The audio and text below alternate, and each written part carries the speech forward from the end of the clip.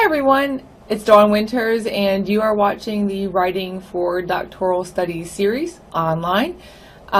Today and for this video I am walking you through how to quickly write a references page. So what I've got open, and if you watched my how to format a Word document, this will look a little familiar to you. I've simply added an extra page to this document and we're going to get started from there.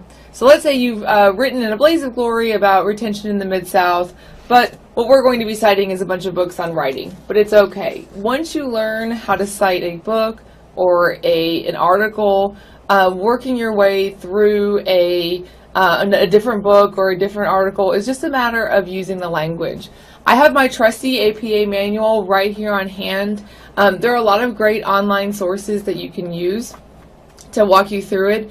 I do not recommend using an automated references generator. Now there are some out there that I know and the technology has gotten a little bit more advanced, but really it is, as corny as it sounds, the technology in your mind and the technology, the knowledge of how to do this should be resting with you, not with, you shouldn't really put your life in the hands of a computer to do this for you. So I am looking at the references part of the APA manual, and I know that I'm going to do an entire print book, and I can find that, and it's number 18. So that I know this section 18, will work through it. And I don't have the doc cam up to show what's in the APA manual, but you probably have one, or at least you have a composition book that can walk you through it. So I'm starting off, and this is more about formatting your doc than it is about actually referring to a book or an article.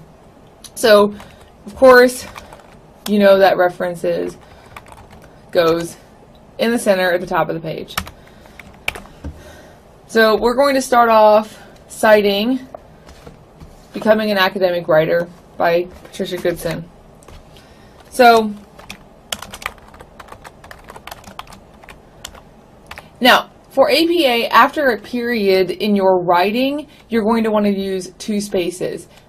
Within a references, within a citation, you're going to only want to have 1 space after your periods and your commas and such. So 1 space, and then we're going to look when this book was published. And it was published in 2013. Period.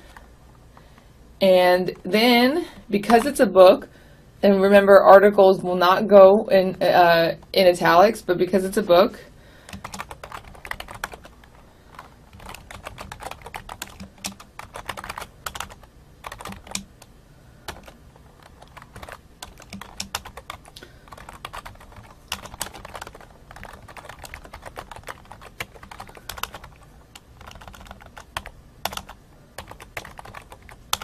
well, if I can spell productive.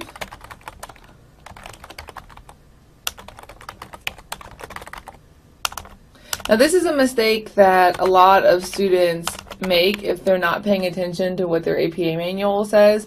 Now here on the cover of this book, you'll see that the title is in all caps. Well, it doesn't matter how the title appears on the book cover or in the article. A lot of article journal publications use all caps for titles. That really doesn't matter. What matters is what APA dictates. And they dictate whatever the primary title is. So if it's an article, then it's in upper lowercase.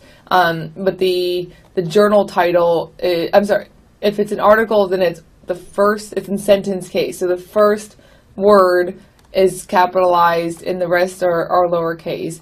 If it is an article within a journal, then the journal is upper lowercase. So this is just a book, upper lowercase. So the primary title is upper lowercase. So we've got our period, 1 space. We've got it's in Los Angeles, California, and then it's Sage. Okay, so we're done with the basic citation. Does it look the way it needs to look? No. So instead of hand tabbing, you can just simply highlight, go back to paragraph, special, and do a hanging indent. Now, we'll see if it applies it to the rest. Let's do an article to kind of demonstrate what that looks like. So I've got this great article that I will discuss in my using academic verbs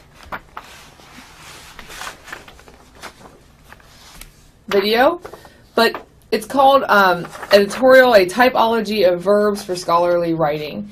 And it's, so it basically contains, and it's not so much about the writing, which the writing is great, but it contains these great tables of academic verbs, and it talks about, the authors discuss what verbs are good to use in what situations. So we're going to cite that. Now, it begins with an F, so we're going to want to enter down because the author here begins with an F. R, K, so one space, comma. This next one's a bit of a mouthful. O, N, W, E, G, B, U, C, I, E, A, J. And then make sure you have a comma before your ampersand. And then slate, J, R. Now, if you are an MLA to APA convert like me, you'll know that in MLA you refer to the first author by his or her last name, comma, first name written out, but then subsequent authors of the article, you'll write first name, last name, like we do normally. However, in APA, that list maintains that last name, comma, initials. And even if there are two authors, you're going to want to have the comma in front of that ampersand. Okay. When this was published, 2010. Now, as I was saying before, the primary title of the article is going to go in sentence case. The difference is in how you tell readers, and really your references page is a language in and of itself. You're communicating to your readers that because this reference is in italics, it's a book, it stands alone. Because this reference is not, it's an article. It probably belongs in a journal. So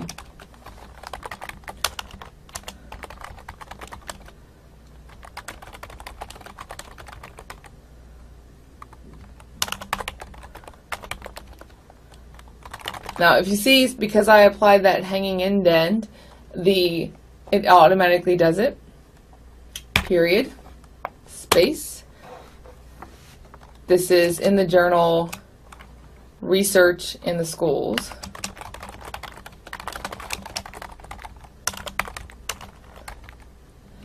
Now, I hadn't turned to my article section, so just to check ourselves, we are going to go to the periodical section.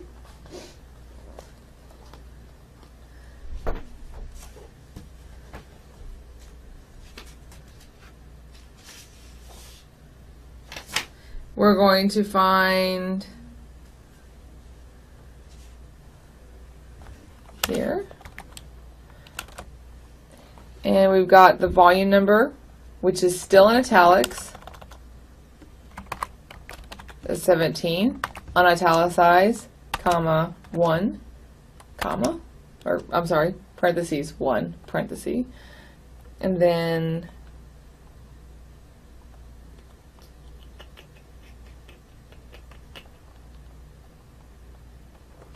edit this out. Damn it. Ugh. 9 minutes in. Okay, edit it out. And then after that, comma, what page it's on, and this is on just Roman numerals, X, X, X, I, period. Okay. So we now have our references page that includes both an article and a textbook.